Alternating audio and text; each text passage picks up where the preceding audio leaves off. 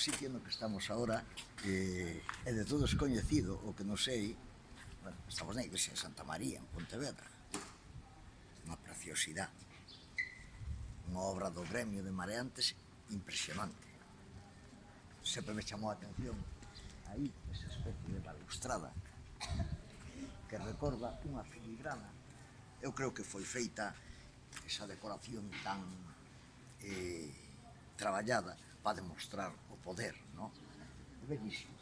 Pero o sitio do que vamos a falar é de entrada desta plaza de Santa María, ao punto.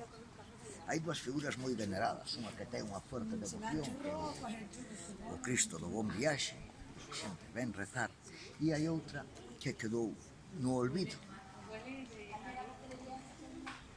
Quedou no olvido esta figura, quedou no olvido esta figura, posto que durante máis de 200 anos os pontevedeses tuveronlle unha devoción moi grande.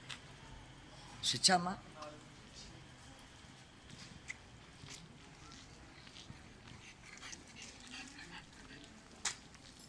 a Virxen de Quitapesares. Está na torre, o sea, nun lugar destacado, na parte baixa da torre, na entrada deste templo, e decía que durante máis de 200 anos os pontevedeses tiñan unha devoción moi grande, moi profunda a esta santa que ten o nome de Quitapesares, ou tamén da Virxen dos Praceres, porque é exactamente igual a que se venera na iglesia dos Praceres, na parroquia de Loitán, aquí ao lado, tamén unha parroquia vinculada co mar.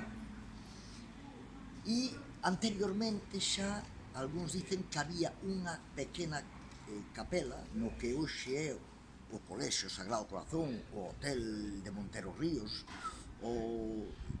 en que aí había unha capilla, a capilla de Quitapesares, na que servía incluso de facho, de faro, para os navegantes que viñan para Pontevedra. Era unha parte moi delicada de entrar na ría, difícil, e entonces se encomendaban a ela como símbolo protector, e sobre o campanario ou na torre de esa pequena capela se puñía unha luminaria. Algúns a definen como facho ou a luz de San Miguel, para que os marinos de noite puderan entrar pola barra adiante ata aquí debaixo da iglesia de Santa María.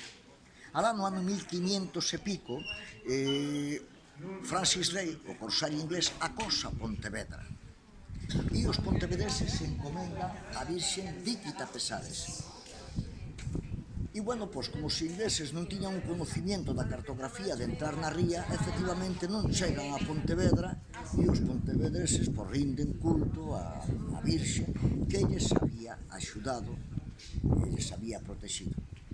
Pero vaite calar sobre o ano 1700, disculpad as fechas, pero despois hai un traballo xa no blog que podedes consultar máis a detalle, con maior información e precisa.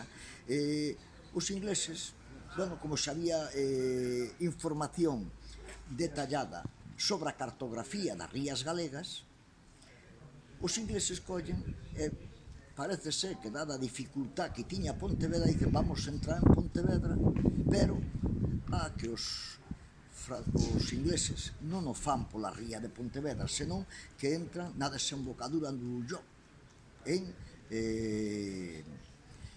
na ría de Vigo, e veñen a pé hasta Pontevedra. Claro, os pontevedeses se encomendaron, os santos botan a man, eu non son quen para dicir que non, e lle dirán a Dios, oye, botan a man a esta xente, pero tamén hai que axudar algo. E non sei se os pontevedeses axudaron moito, o hecho é que os ingleses entran en Pontevedra, e Quitapesares, ou tamén Virxen dos Praceres, queda no esquecemento, perde esa devoción tan grande que tiña, e queda de testimonio deso a figura da Virxen de Quitapesares, ou, repito, tamén da Iglesia dos Praceres, que hoxe unha figura similar está na iglesia parroquial dos Praceres, e que anteriormente estuvo nesta pequena capela.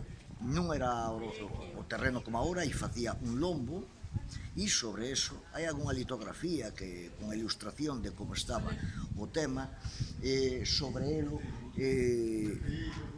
había esta capilla co culto seguramente a Quitapesares ou Virxen dos Praceres, e tamén servía ademais como visión